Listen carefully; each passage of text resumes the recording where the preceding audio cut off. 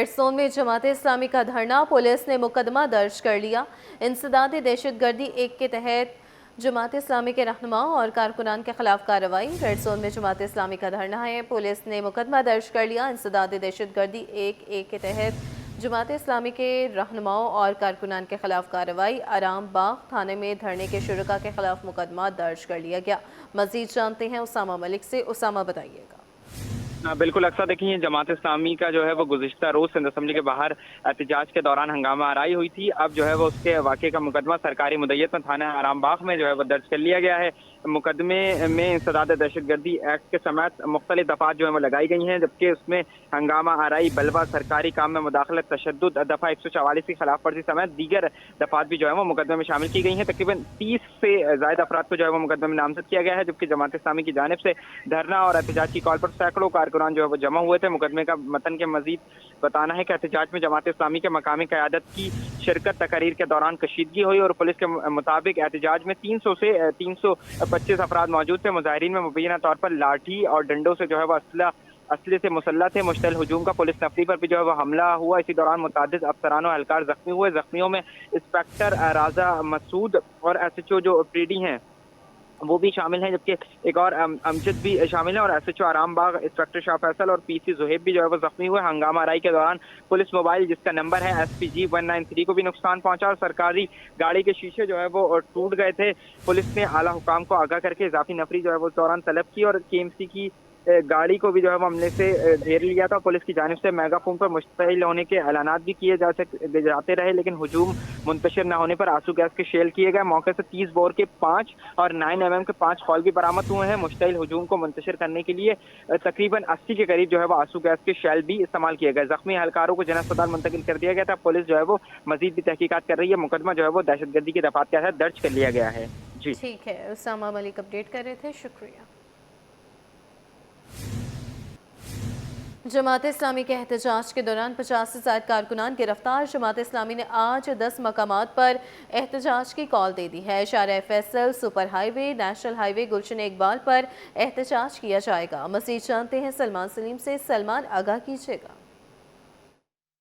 देखिए बिल्कुल गुज़िश्ता रोज़ सिंध असेंबली के बाहर जो जमात इस्लामी की जानिब से एहतजाज किया गया, उसके बाद शेलिंग की गई पुलिस की जानिब से और 50 से ज़ायद कारकुनान जमात इस्लामी के जो है वो गिरफ़्तार किए गए। तमाम मुकदमा जो है वो मुख्तलिफ थानों के अंदर दर्ज किया जाएगा और आज जमात इस्लामी की जानिब से कराची के 10 मुख्तलिफ मुकामात के ऊपर एहतजाज ही करने की जो है वो कॉल दी गई है। इलाकों की बात कर ली जाए तो Shahrah Faisal, super highway, national highway, Gulshan Iqbal पर जो है वो एहतजाज किया जाएगा। इसी तरह नर्सरी, लांडी, कुरंगी में भी एहतजाज की कॉल दी गई है। इसी तरह गुलिस्तान जौहर के कुछ मुकामात के पर भी जमात इस्लामी की जानिब से कहा गया है कि वहाँ पर आज एहतजाज रिकॉर्ड करवाया जाएगा।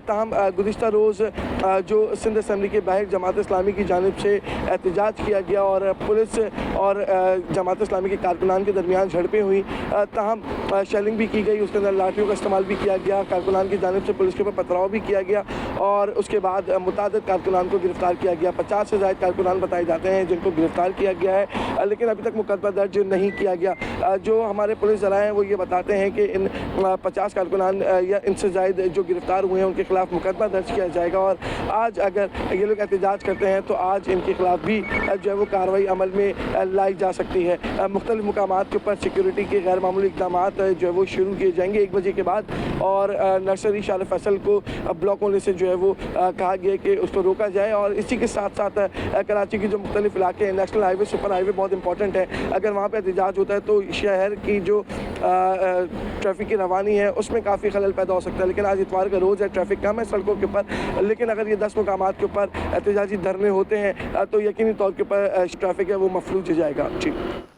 सैलानी वेलफेयर ट्रस्ट के तहत राशन बैग्स की तकसीम की तकरीब। इदारे की जानिब से ज़रूरतमंदों को सर्जिकल आलात भी फ्राहम किए जा रहे हैं।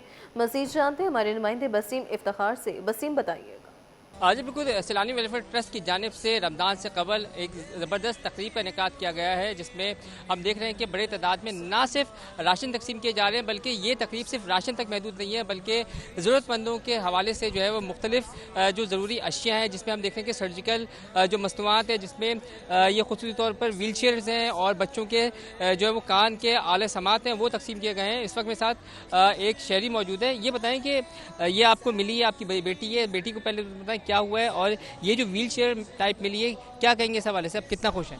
सर ये मेरी बच्ची के लिए मुझे लगता है इस वक्त ठीक है, क्योंकि इसको झटका आता है और ये बच्ची जो है ना नीचे गिर जाती है। इसको हाथ से पकड़ के चलाते हैं तो थोड़ी चल लेती है, लेकिन झटका आता है गिर जाती है ये, तो उस हवाले से ये बेहतर है और ठीक चीज़ से मिल गई है। अच्छा भाई, ये बताएगा कि इस बच्ची का नाम क्या, उम्र क्या है इसकी? इस बच्ची का नाम हुमैरा बीबी है और इसकी उम्र 5 साल।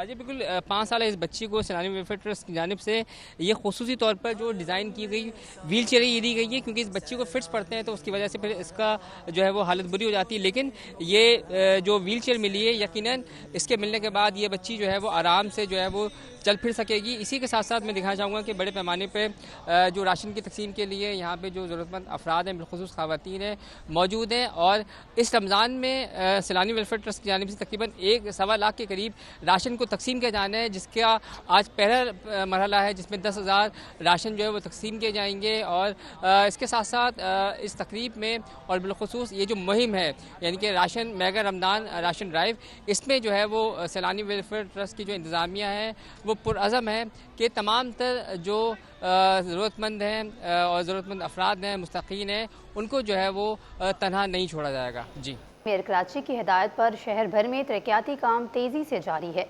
जहांगीर रोड की असर नौ तामीर शुरू कर दी गई है। जहांगीर रोड पर पेवर ब्लॉक लगाए जा रहे हैं। वफाक के ज़ेर इंतज़ाम सड़क का सीवरेज दरहम बरहम हो चुका है, दुरुस्त भी किया जा रहा है। मज़ीद तफसीलात जानते हैं शुएब मुख्तार से। शुएब बताइएगा। और जो बिल्कुल शहर के इंफ्रास्ट्रक्चर की बहाली के लिए मेयर कराची बैरिस्टर मुर्तज़ा वहाब जो है काफ़ी मुतहरिक दिखाई देते हैं।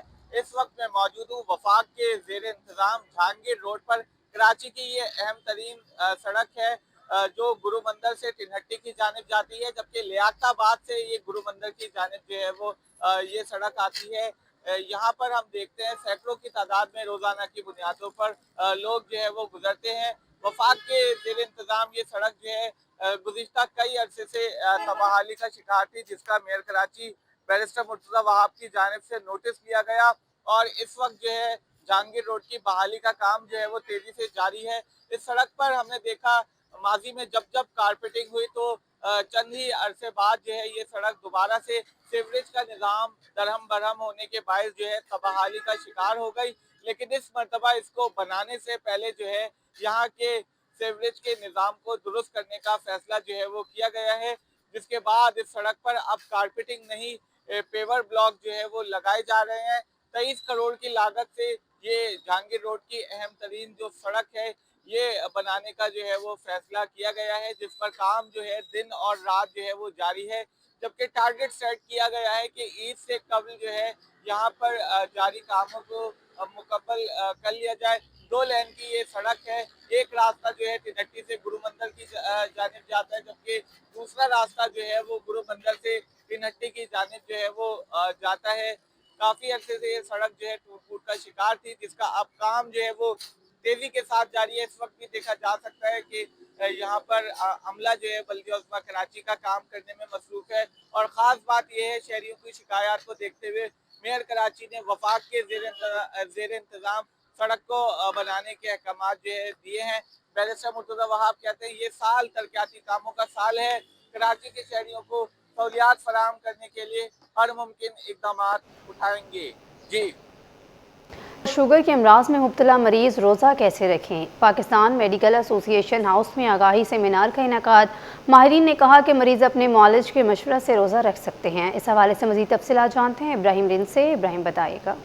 जी देखें, बिल्कुल इस वक्त हम मौजूद हैं पाकिस्तान मेडिकल एसोसिएशन में, जहां पर रमज़ान और मुबारक से कबल शुगर के मरीज़ और दिल के मरीज़ रोज़ा कैसे रख सकते हैं, इस हवाले से इस मौजू पे जो आगाही सेमिनार मुनक्किद हुआ, जिसमें बड़ी तादाद में डॉक्टर्स, नर्सेज और पैरामेडिकल स्टाफ भी शरीक थे, जिनको आगाही दी गई है कि इस रमजान मुबारक में खासतौर पे शुगर के मरीज किस तरह रोजा रख सकते हैं, अपने मालिक से किस तरह मशवरा कर सकते हैं। तो इस हवाले से हम बात करेंगे। हमारे साथ मौजूद हैं माहिर इमराज ज़ियाबतीस डॉक्टर शकीला काजी साहबा। उनसे पूछेंगे कि रोजा किस तरह रख सकते हैं और जो शुगर के मरीज हैं वो क्या खाएं, क्या पिएं और क्या एहतियाती तदबीर अपनाएं। मैडम बहुत शुक्रिया, आपने टाइम दिया। मैडम क्या कहेंगे इस रमजान में शुगर के मरीज किस तरह रोजा रख सकते हैं, दिल के मरीज किस तरह रोजा रख सकते हैं, क्या खाएं क्या पिए? जी, अस्सलाम वालेकुम।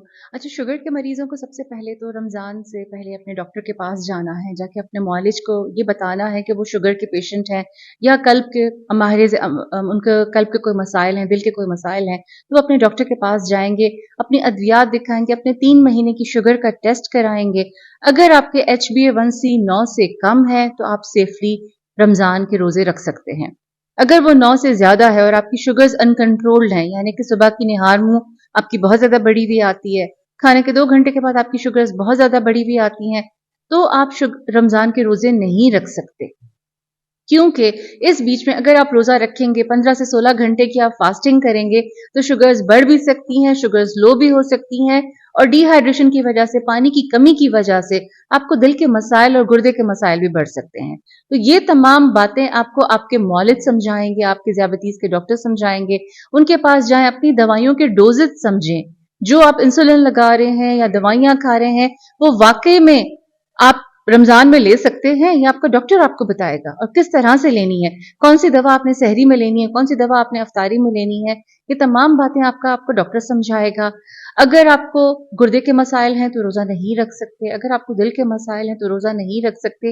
ये तमाम चीजें समझने के लिए, आपको आगाही के लिए हमने ये प्रोग्राम मुनक्किद किया है, और इस तरह के और बहुत सारे प्रोग्राम्स जो कि फेसबुक पे मौजूद है, यूट्यूब पे मौजूद है। प्लीज, हम आपको समझा रहे हैं, इल्म बांट रहे हैं, आपको वहां से सीखना है, समझना है। यही इसी में आपकी बेहतरी है, और ये रमजान का महीना आपके लिए बेहतरीन गुजर सकता है। ठीक है, बहुत शुक्रिया डॉक्टर शकीला काजी साहबा ने तफसीली बताया कि इस रमजान और मुबारक में दिल और शुगर के मरीज भी रोजा रख सकते हैं, लेकिन सबसे पहले अपने मालिक से मशवरा करें, सहरी और इफ्तारी के वक्त प्रॉपर तरीके से अद्वियात लें ताकि उनका रमजान और मुबारक बेहतर अंदाज में गुजर सके।